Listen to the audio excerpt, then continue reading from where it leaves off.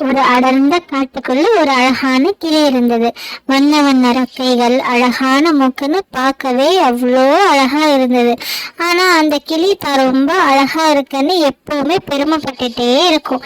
எந்த பறவைக்கிட்டையும் சகஜமா பழகாம இருந்தது. பறவைங்களா, என்ன பாருங்க, நான் எவ்வளோ அழகா இருக்கேன்னு பாருங்க, நீங்க யாருமே என் அளவுக்கு அழகாவே இல்லை அப்படின்னு பெருமை பேசிட்டே இருக்குமா. இதனால மற்ற பறவைகள் எரிச்சல் அடைஞ்சு இந்த கிளி கிட்ட யாருமே பேசவே மாட்டாங்களாம். ஒரு அனுபவசாலியான பறவை அந்த கிளி கிட்ட வந்து, இவ்வளவு பெருமை கூடாது கிளியே, நீ அழகாதான் இருக்க, ஆனா அதற்காக இவ்வளவு பெருமை பேசிட்டு இருக்க கூடாது அப்படின்னு சொல்லுது. அதுக்கு அந்த கிளி, ஏன் அளவுக்கு நீங்க அழகா இல்லைன்னு தானே இப்படி பேசுறீங்க, அழகா இருந்தா மட்டும் போதும், எந்த வேணாலும் ஜெயிக்கலாம் அப்படின்னு சொல்லுது. அந்த பறவையும் இந்த கிளி கிட்ட பேசி எந்த பிரயோஜனமும் இல்லை அப்படின்னு நினைச்சு கிளம்பி போயிடுது. ஒரு நாள் அந்த கிளி பறந்து போயிட்டு இருக்கிறப்போ ஒரு அழகான சத்தம் கேட்குது. என்னன்னு பார்த்தா அங்க ஒரு குயில் அழகா பாட்டு பாடிட்டு இருந்தது. உடனே அந்த கிளி குயில் கிட்ட போயிட்டு, குயிலக்கா, உங்க குரல் ரொம்ப அழகா இருக்கு, நீங்க அழகா பாட்டு பாடுறீங்க, ஆனா நீங்க ஏன் அளவுக்கு அழகாவே இல்லை அப்படின்னு சொன்னுச்சு. அதுக்கு அந்த குயில், என்னுடைய திறமைக்கு அல்ஹம்துலில்லாஹ், அல்லாஹு தாலா கொடுத்த இந்த திறமைக்கு அல்லாஹுக்கே புகழ் அனைத்தும் அப்படின்னு சொல்லுது. அதுக்கப்புறம் அந்த கிளி, ஆமா ஆமா, நீங்க அழகா தான் பாடுறீங்க, ஆனா அழகா இல்ல பாக்குறதுக்கு அப்படின்னு சொல்லுது. உடனே அந்த குயில் சிரிச்சிட்டு, சரி நான் கிளம்புறேன், நான் இங்க இருந்தா நீ பெருமை பேசிட்டே இருப்ப அப்படின்னு சொல்லி சிரிச்சிட்டே பறந்து போயிடுச்சு. ஒரு நாள் காட்டுல இருக்கிற விலங்குகள் எல்லாம் சேர்ந்து போட்டிகள் நடத்த திட்டம் போடுது. ஒவ்வொரு விலங்குகளும் தங்கிட்ட இருக்கிற திறமையை காட்டி யாருடைய திறமை சிறந்ததா இருக்கோ அவங்களுக்கு பரிசு கொடுப்போம் அப்படின்னு எல்லா விலங்குகளும் சேர்ந்து முடிவெடுக்கிறாங்க.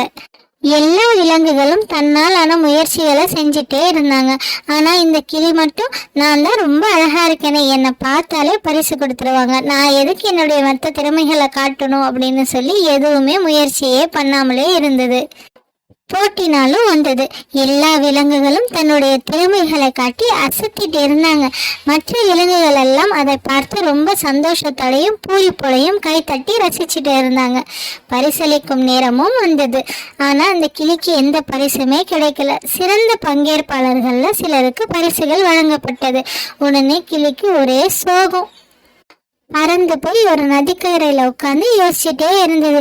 ஏன் எனக்கு பரிசே கொடுக்கல, நான் பார்க்க எவ்வளோ அழகா இருக்கேன், ஆனா எனக்கு பரிசு கொடுக்காம மற்றவங்களுக்கு கொடுத்துட்டாங்களே அப்படின்னு யோசிச்சுட்டே உட்காந்துருக்கு. அப்போ அங்க வந்த பறவை சொல்லுது, கிளியக்கா, நீங்க ரொம்ப அழகா தான் இருக்கீங்க, ஆனா அதுக்காக நீங்க அதை பெருமை பேசிட்டே இருக்கக்கூடாது. உங்களுக்கு அல்லாஹ் தஆலா அழகு கொடுத்த மாதிரி மற்றவங்களுக்கும் சில திறமைகளை கொடுத்துருக்கா. அந்த திறமையை வச்சு நம்மளும் பயன்படுத்திக்கணும், மற்றவர்களுக்கும் உதவணுமே தவிர இப்படி பெருமை பேசிட்டே இருக்கக்கூடாது தானே. நம்ம நபிகள் நாயகம் ஸல்லல்லாஹு அலைஹி வஸல்லம் அவங்களும் சொல்லியிருக்காங்க, யாருடைய மனதில் கடுகளவு பெருமை இருந்தாலும் அவங்க சொர்க்கத்தில் நுழைய மாட்டார் அப்படின்னு சொல்லியிருக்காங்க. கடுகு பார்த்துருக்கீங்களா, எவ்வளோ சின்னதா கண்ணுக்கே தெரியாத அளவுக்கு இருக்கும். அந்த அளவுக்கு பெருமை நம்ம மனசுல இருந்தாலே நம்ம சொர்க்கத்தில் நுழைய மாட்டோம்னு சொல்லியிருக்காங்க. அப்போ நம்மளுடைய திறமையை நமக்காகவும் மற்றவங்களுக்காகவும் பயன்படுத்த பார்க்கணுமே தவிர பெருமையோடு இருக்கக்கூடாது, சரியா அப்படின்னு அந்த பறவை கிளிக்கிட்ட சொல்லுது. கிளியும் அதை கேட்டு, ஆமா, நான் ரொம்ப பெருமையோடு இருந்துட்டேன், சரி இதுக்கப்புறம் நான் மாறிடுறேன், இன்ஷா அல்லாஹ் எல்லாரோடையும் சேர்ந்து இருக்க முயற்சி பண்றேன் அப்படின்னு சொல்லி சந்தோஷமா ரெண்டு கிளியும் பறந்து போயிடுது. இப்ப புரியுதா பிள்ளைங்களா? உங்களுக்கு ஒரு திறமை இருக்கிற மாதிரி எல்லாருக்கும் ஒவ்வொரு திறமை இருக்கதான் செய்யும். என்கிட்ட இருக்கிறது தான் சிறந்தது அப்படின்னு பெருமை பேசவே கூடாது.